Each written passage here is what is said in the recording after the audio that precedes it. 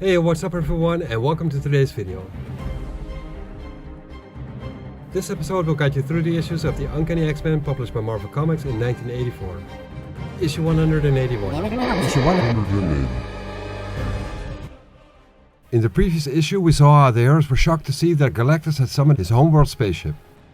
The healer Shashi and the Human Torch grew closer during a spiritual ritual of sorts, and in the meantime, sworn enemies, the X-Men and Magneto, have now become allies.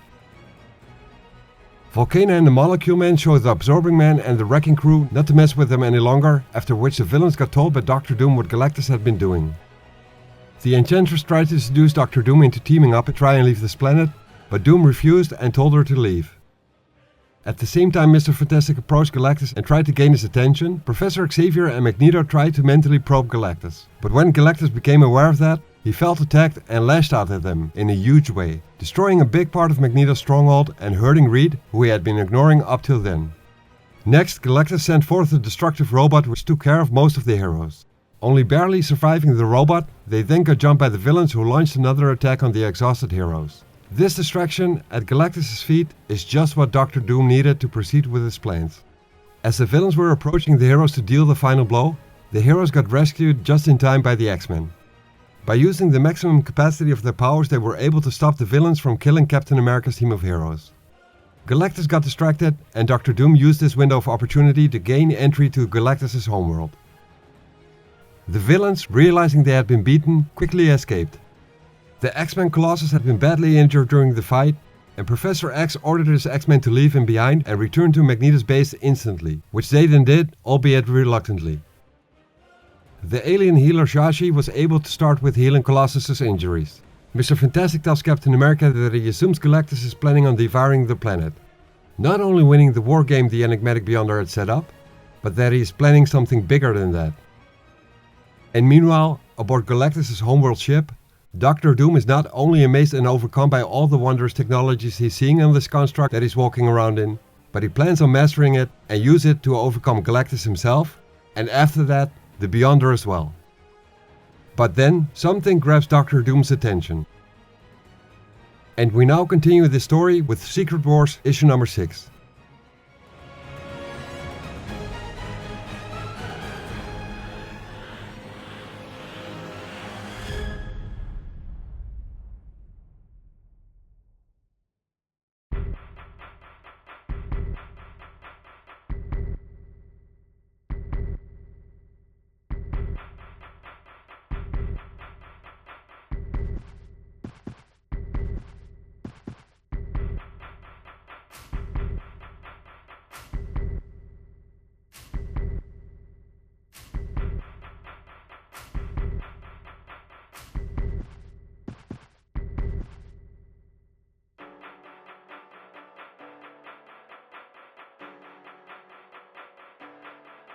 Janet Van Dyne, the superheroine and Avenger called the Wasp, is trying to make her way back to the hero's base.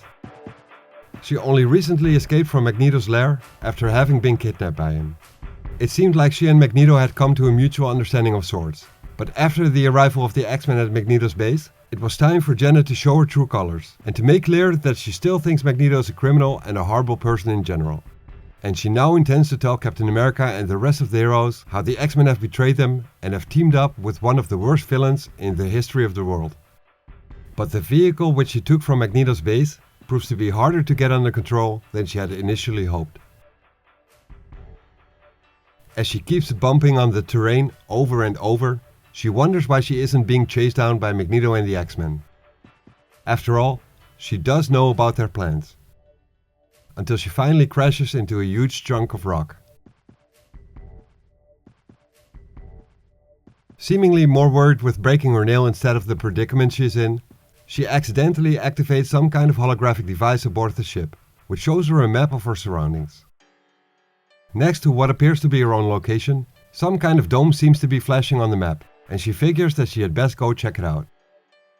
Dissatisfied with the performance of the vehicle, she destroys the wreckage entirely before she leaves.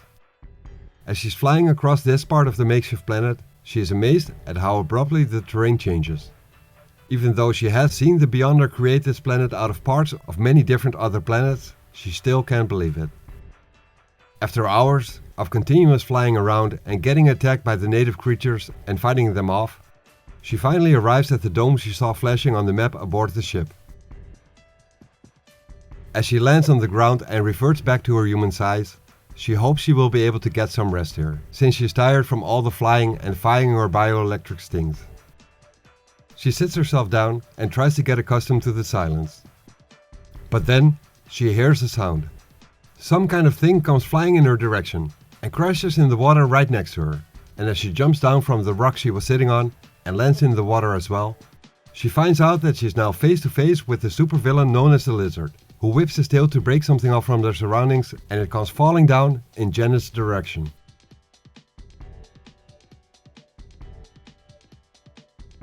Meanwhile, in the massive construct which serves as the homeworld of Galactus, hovering millions of miles above the planet, Dr. Doom activates an apparatus by simply manipulating its controls.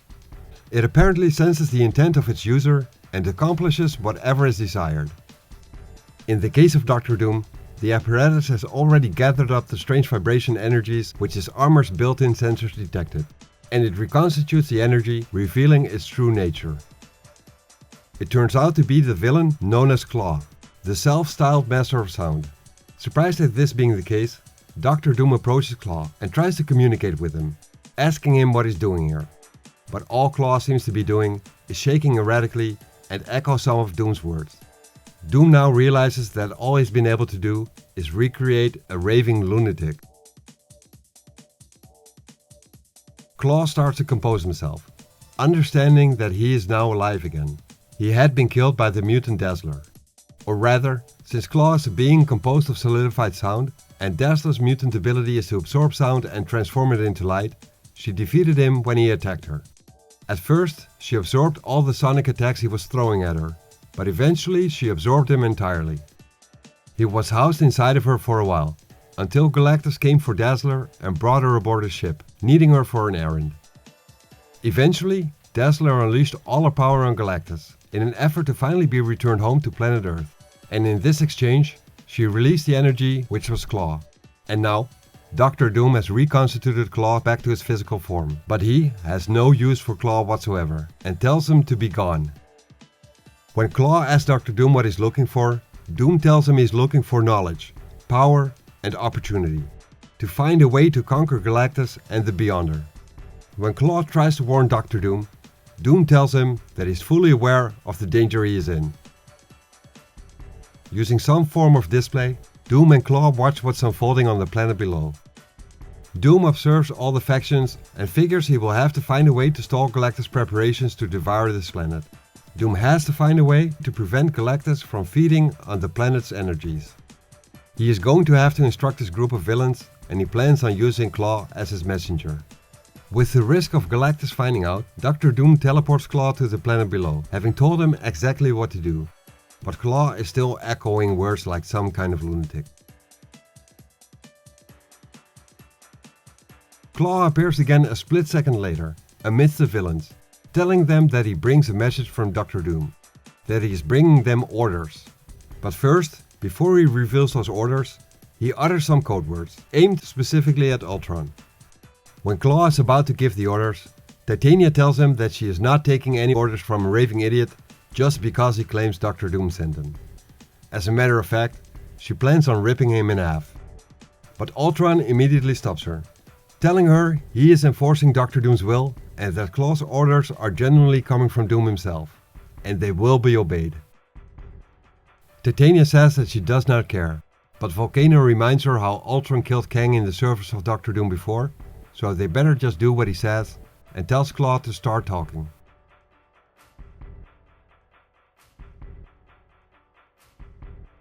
While all this is happening, Galactus pauses his labors for a moment, standing still, using his senses like a man in a darkened room listening for a tiny gnat which may or may not be there.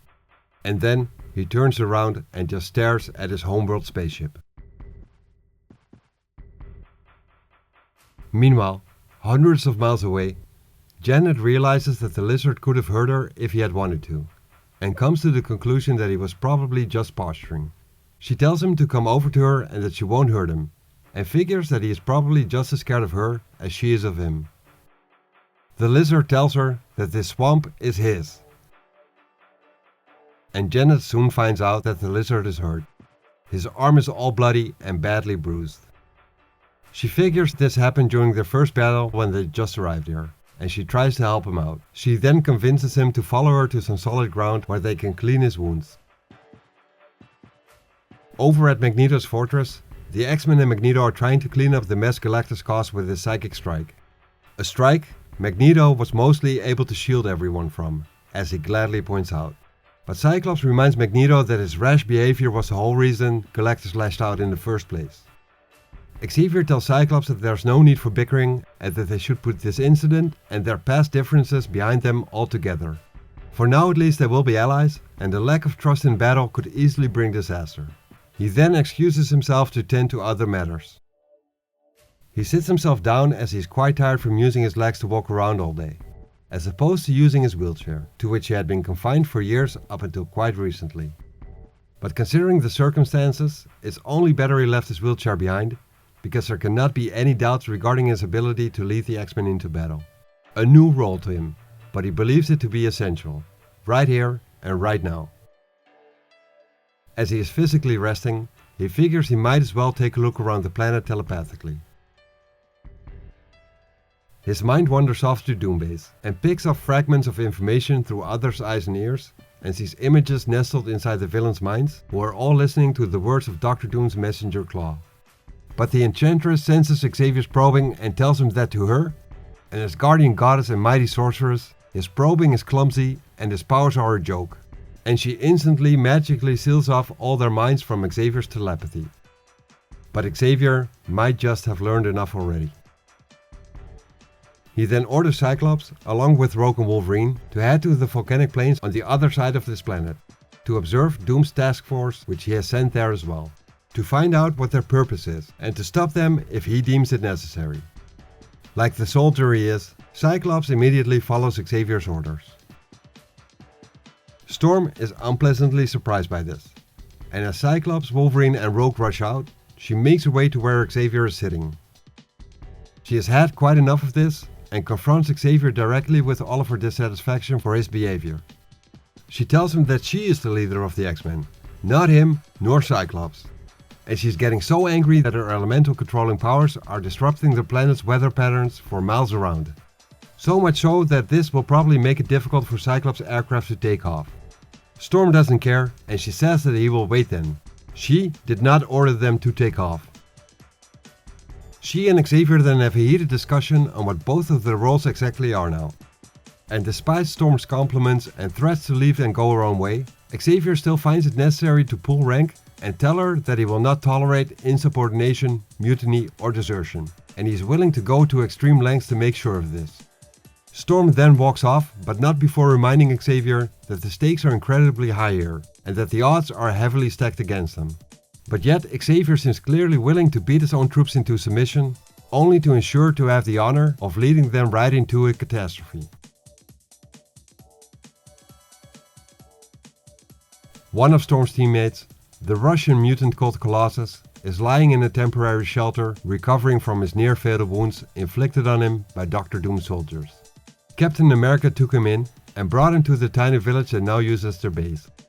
Colossus notices how, despite their own peril, the hero's first concern seems to be for the innocents affected by this war which is unfolding around them. Pyotr does not understand why there is such mistrust between this noble man and his own kind. Two armies fighting for the same cause, yet separated into two camps. Even though he misses his teammates and wishes he was recovered so he could join back with them, he misses his love Kitty, who is not in this makeshift alien planet, but back on planet Earth, even more so. When he tries to picture Kitty though, the image of the alien healer Shashi pushes Kitty to the back of his mind. He asks himself what is wrong with him, and he forces himself to only think of Kitty. And at that moment, Shashi pays him a visit and immediately starts tending to his injuries. Hesitantly, Colossus tells her that he thinks she is the most beautiful woman he has ever met, and Shashi responds, but they can't understand one another. They don't speak in the same tongue. Colossus then apologizes, and figures he must seem like such a fool in her eyes. As Shashi walks outside of Colossus' shelter, she gets picked up by the Fantastic Four member, the Human Torch. He flies the two of them high up in the sky, turns off his flame powers and kisses her, and the two of them plummet down to the ground below. And Shashi doesn't seem to be scared by any of this. She simply puts all of her trust in the torch, who then ignites his powers again, right in time to land the two of them safely on the ground. Since this might be the last couple of days of both their existence, Johnny Storm suggests they walk off to spend some time together by the waterfall, leaving Colossus behind to drown in his own misery. Somewhat removed from the village, yet still close by, Captain America has assembled the She-Hulk, the Thing, Mr. Fantastic, Thor and the Hulk to discuss a plan of attack. They plan on launching an attack on Galactus' machine, with which he seems to be wanting to devour the planet they are on. Jennifer Walters, the She-Hulk, asks Cap what he has planned considering the Wasp, and he tells her that Colossus told them she escaped Magneto's lair and he presumes she is alright, probably trying to find them. And he tells her that Monica Rambeau, his fellow Avenger Captain Marvel, has done some faster-than-light searching for her, but she cuts him off and suggests to go and break Magneto's head for kidnapping the Wasp in the first place. Cap then tells her that they have no time for vendettas, and besides that, Magneto seems to be working with the X-Men now, and is more or less on their side in this war. Jennifer, who is a lawyer, still considers him a criminal, a murderer even, and a creep as a whole. The Hulk then suddenly lashes out, smashes a rock and shouts that he's tired of sitting and waiting and wants to smash Magneto, Doctor Doom or even Galactus. Captain America tries to reason with him by telling him that he would love to, but they have to preserve their energies and strength for when it truly matters. Close by, Hawkeye is making himself some makeshift arrows because Mr. Fantastic used all of his special ones. And Spider-Man tells him he knows how he feels because he lost his web shooters in the process as well. But to Hawkeye, that is not the same at all. Because Spider-Man still has his superpowers, but without his arrows, Clint Barton is just a plain guy in a goofy costume. Iron Man approaches Captain Marvel and calls her a babe, but Monica is not amused by that at all. She puts him in his place and immediately flies off. Iron Man then tells her that he didn't mean anything by it, and she says she knows, but she's not in the mood for some sort of singles bar chit-chat. As she flies off, she thinks to herself how it seems there's a totally different man inside the Iron Man armor than she thought there was. And this guy is definitely not her type. Iron Man walks off and wonders what is wrong with that woman. And what is wrong with him. His head hurts and it seems to be happening a lot lately. He gets back to work and figures he'd better just try and forget about his head and this woman.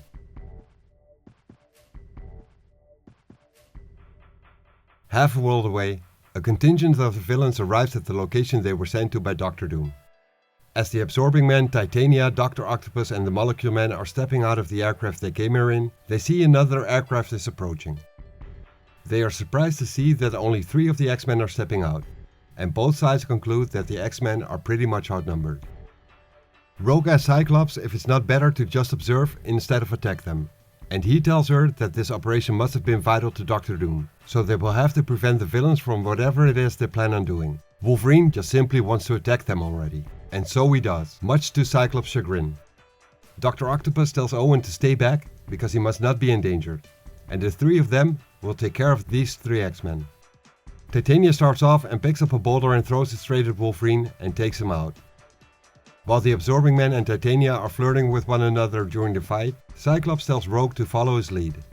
He uses his optic blast to try and distract the villains and tells Rogue to swing around them and attack them from behind while their vision is blocked, and to attack the Molecule Man first because he is the deadliest of them all.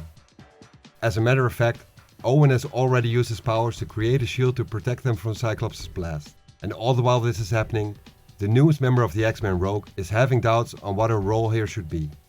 Not that long ago, she herself was a villain, and the villain seems to be playing for keeps, trying hard to win this war and win the prize the alien Beyonder offered them all. She has no idea what the X-Men are even trying to do here, or what she is even doing here. No idea as to what her role in all of this is, apart from taking orders, that is. Not paying full attention to the situation, she flies right into Titania, who punches her hard and launches her several feet away. Cyclops retaliates and tells Rogue to pull herself together and get back here. The villains are now only faced with Cyclops. Or so they think. Wolverine made it back to his feet and is right on time to rescue his teammate. He approaches the Molecule Man from behind, ready to put his claws in him. But Cyclops yells out to not do it and fires his optic blast at Wolverine and hits him in his arm. Wolverine still manages to tear into Owen, but less lethal than he had intended, and yells out in pain, asking Cyclops why he would do that. Titania then punches Wolverine away so he can't hurt Owen any further, and Dr. Octopus picks him up and carries them away, telling the others that they will have to go back to their headquarters and tend to Owen's wounds because Doctor Doom would severely punish them if anything were to happen to him. Taking revenge on the X-Men now for this attack is of lesser importance according to Otto. Only seconds later they fly off, and Rogue thinks to herself with the villains taking off, she does not have to make a choice. This time around. She reaches the spot where Cyclops and Wolverine are located at, and they both make it clear to one another what their stances are regarding killing one of their enemies in battle.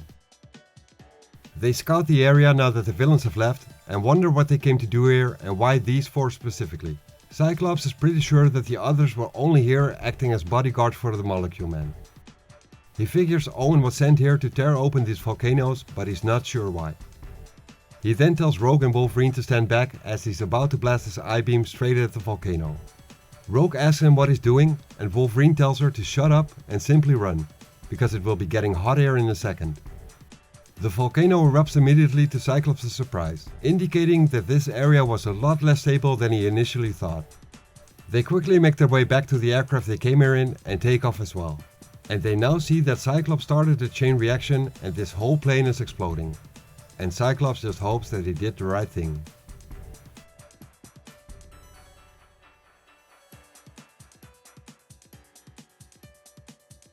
Back at the swamp, where the Lizard and the Wasp were located, both of them seem to be getting accustomed to one another, while the Wasp was tending to the Lizard's injuries.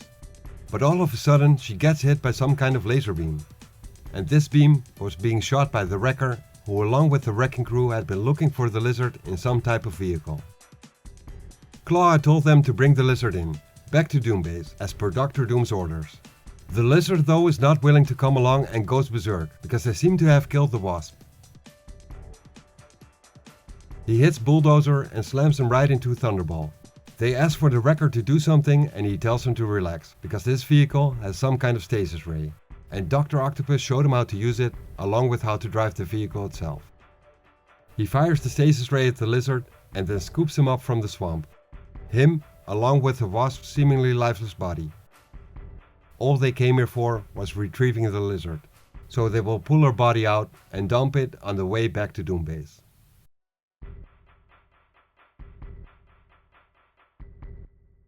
Back at the alien village, the new home of the heroes, they can tell that Galactus is nearing the completion of his device. Not entirely sure what he has planned with the construct, but assuming that he will be using it to devour the planet as a whole, the heroes know that their time is running out. The Thing tells Captain America that they have to do something, if only to stall him, but Cap says that Mr. Fantastic wants to try once more to reason with Galactus, possibly at dawn. And while the She-Hulk makes a joke about her willingness to attack Galactus at Cap's whim, and how sadly insignificant that would be, all the heroes can do is wait here in the village and watch patiently. What the heroes don't realize though, is that they themselves are being watched by a dark and menacing figure that is lurking in the shadows right beside them. Thanks for watching this video and I hope you enjoyed it. You can help growing this channel by liking, subscribing and sharing. This tells YouTube that the videos I'm making should be recommended to others and would be very much appreciated. See you next episode.